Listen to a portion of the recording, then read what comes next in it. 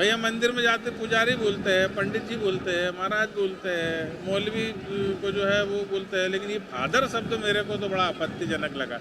और गांव का आदमी अपना फादर को छोड़ के दूसरे को फादर क्यों बोले, ये उनको भी विचार करना चाहिए।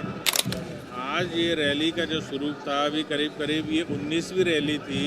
हर राज्य हर प्रांत में हम रैली करते चले आ रहे हैं और जन समुदाय को, जनमानस को जो है हमारे जनजाति समाज उसको जागृत कर रहे हैं। ये 19वीं रैली थी। 20वीं रैली 26 दिसंबर को अगरतला में होना है।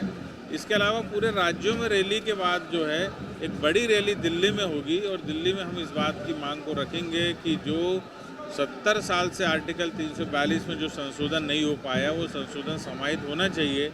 जैसा कि आर्टिकल 341 में अनुसूचित जाति के लिए ये प्रावधान है कि जो धर्मांतरित होता है उसका रिजर्वेशन समाप्त होता है, ऐसे ही आर्टिकल 342 में जो धर्मांतरित हो जाएगा उसका रिजर्वेशन खत्म होना चाहिए। क्योंकि इस देश में एक व्यक्ति का एक ही स्टेटस हो सकता है, दो स्टेटस नहीं हो सकते। या तो वो आदिवासी हो सकता है या ईसाई हो सकता है, या तो मुस्लिम हो सकता है या ईसाई हो सकता है, मुस्लिम हो सकता है या आदिवासी हो सकता है।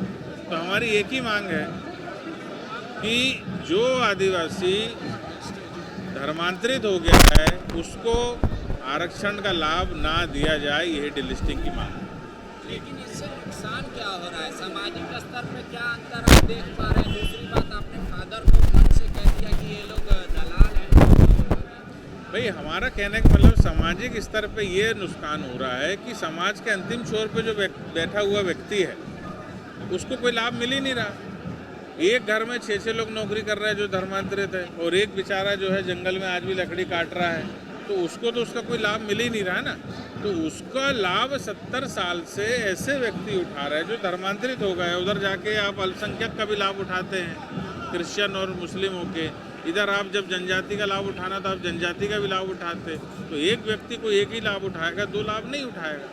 रही बात मेरा जो एक आपने बताया प्रश्न की, जो भाई हमारा ये कहना है कि हमारे गांव के जो भोले वाले लोगों को आप चर्च ले जाते हो और कहते हो कि चर्च के ये जो भी उनके कथाकथित एजेंट हैं उनको फादर बोलो, तो कोई आदमी अपने फादर को फादर बोलेगा, दूसरे को फादर क्यों बोलेगा? ये शब्द ही गलत है। भैया मंदिर में जाते पुजारी बोलते हैं, पंडित जी बोलते हैं, महाराज बोलते हैं, मौलवी को जो है वो बोलते हैं, लेकिन ये फादर शब्द मेरे को तो बड़ा आपत्तिजनक लगा। और गांव का आदमी अपना फादर को छोड़ के दूसरे को फादर क्यों बोले, ये उनको भी विचार करना चाहिए जो हमारे भोले वाले लोग को कहते हैं कि फादर बोलो। thefollowup.in. Like, share, and subscribe.